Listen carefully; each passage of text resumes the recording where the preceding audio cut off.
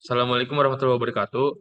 Perkenalkan, kami dari kelompok 10. Kami ingin mempresentasikan hasil analisis uji statistik dan modul regresi menggunakan sleep health and lifestyle dataset pada mata kuliah statin di kelas 2405. Di sini anggota kelompok kami ada Arsenal Fadewanto, ada saya sendiri Fatan Dermawan, ada juga Farisal Lucia Aulia. Kemudian untuk latar belakangnya, tidur merupakan kebutuhan dasar manusia yang sangat berperan dalam menjaga kesehatan fisik dan mental. Jadi kualitas tidur ini dipengaruhi oleh beberapa faktor dan nantinya di dataset sleep health dan lifestyle kami menyediakan data yang relevan untuk dianalisis secara statistik. Jadi penelitian ini dilakukan untuk menganalisis hubungan faktor kesehatan dan gaya hidup terhadap kualitas tidur menggunakan data yang telah diproses.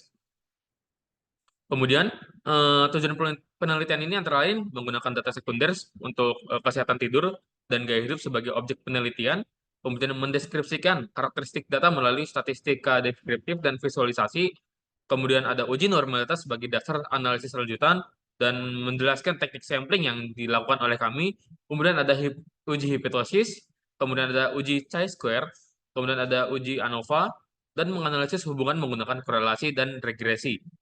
Kemudian eh, jenis dataset yang kita gunakan ialah menggunakan data sekunder yang diperoleh dari platform Kaggle dengan judul Sleep Health dan Lifestyle.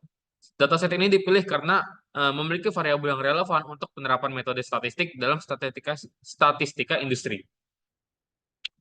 Kemudian dataset yang terbentuk table terdiri dari variabel numerik serta kategorik yang diantaranya variabel numerik berisikan usia, durasi tidur, kualitas tidur, aktivitas fisik, tingkat stres, denyut jantung, dan jumlah langkah harian.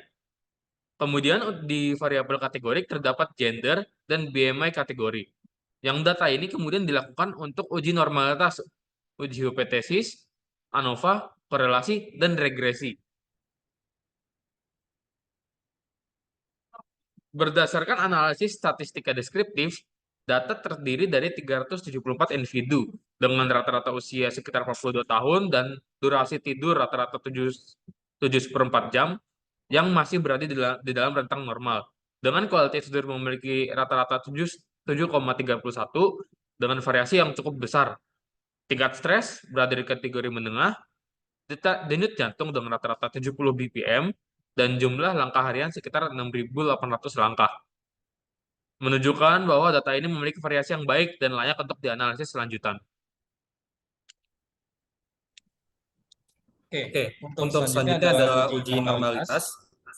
Uji Uji normalitas normalitas ini ini dilakukan dilakukan menggunakan Shapiro-Wilk karena jumlah sampel kurang dari 500. Hasil pengujian menunjukkan seluruh variabel numerik memiliki p-value 0,05 sehingga H0 ditolak.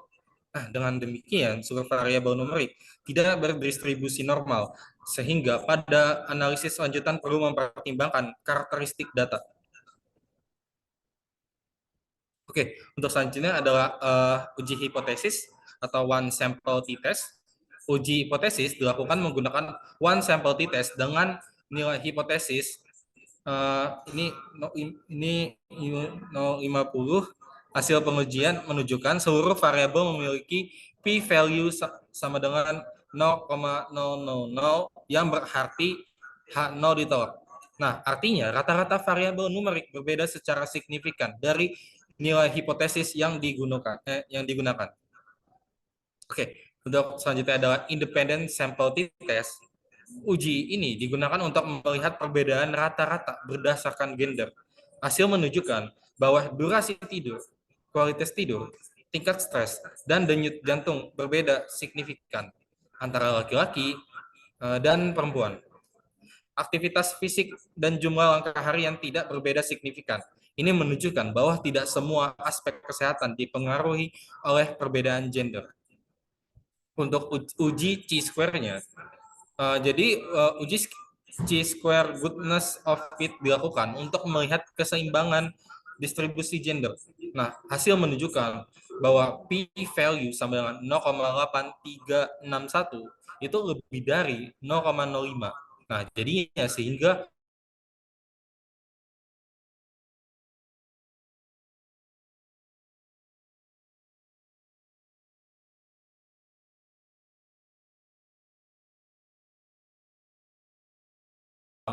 menunjukkan bahwa BMI kategori berpengaruh signifikan terhadap kualitas tidur. Hal ini ditunjukkan oleh nilai F sama dengan 14,93 dan p-value-nya itu sangat kecil sehingga H0-nya ditolak. Artinya terdapat perbedaan rata-rata kualitas tidur antar kategori BMI. Oke, untuk two-way ANOVA-nya. Nah, jadi hasil two-way ANOVA menunjukkan bahwa gender dan BMI kategori masing-masing berpengaruh signifikan terhadap kualitas tidur. Nah, keduanya memiliki p-value kurang dari 0,05 sehingga dapat disimpulkan bahwa kualitas tidur dipengaruhi secara parsial oleh kedua faktor tersebut.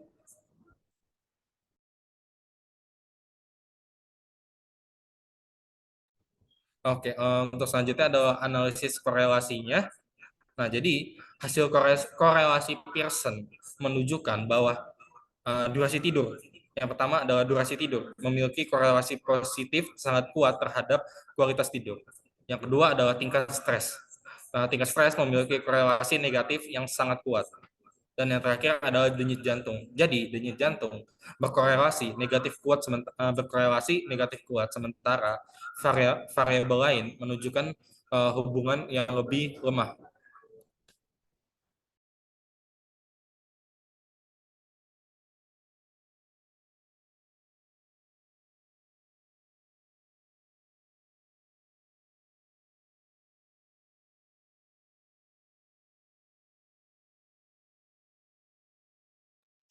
Oke, masuk ke analisis regresi linear berganda. Untuk analisis regresi menunjukkan model signifikan dengan R kuadrat sama dengan 0,09 yang artinya 90,9% variasi kualitas tidur dapat dijelaskan oleh model. Durasi tidur dan usia berpengaruh positif, sedangkan stres dan detak jantung berpengaruh negatif. Nah, lalu aktivitas tidak menunjukkan pengaruh yang signifikan. Lalu masuk ke visualisasi data. Visualisasi data dari dataset yang kami uji adalah ditampilkan dalam berbagai bentuk, yaitu histogram, scatter plot, box plot, Kiki plot, serta grafik linear, regresi linear. Histogram digunakan untuk menggambarkan pola sebaran data pada variabel seperti durasi tidur, kualitas tidur, tingkat stres, dan aktivitas fisik sehingga dapat terlihat kecenderungan distribusi dan variasi data. Scatter plot digunakan untuk menunjukkan hubungan antar variabel, khususnya hubungan antara tingkat stres dan kualitas tidur serta durasi tidur dan kualitas tidur itu yang secara visual memperlihatkan pola hubungan negatif dan positif.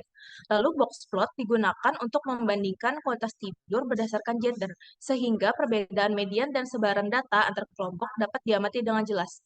Selanjutnya, Kiki plot digunakan untuk mengevaluasi kesesuaian distribusi data terhadap distribusi normal yang mendukung hasil uji normalitas sebelumnya.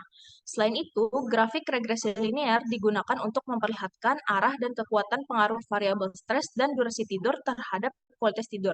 Secara keseluruhan, visualisasi data ini memperkuat hasil analisis statistik sebelumnya dan membantu dalam memahami hubungan antara durasi tidur, tingkat stres, dan kualitas tidur secara lebih intuitif.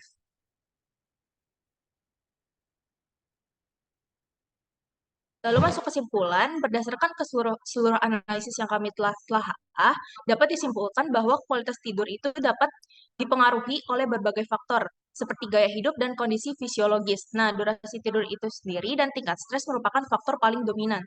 Hasil ini didukung oleh uji normalitas, uji hipotesis ANOVA, korelasi, dan regresi.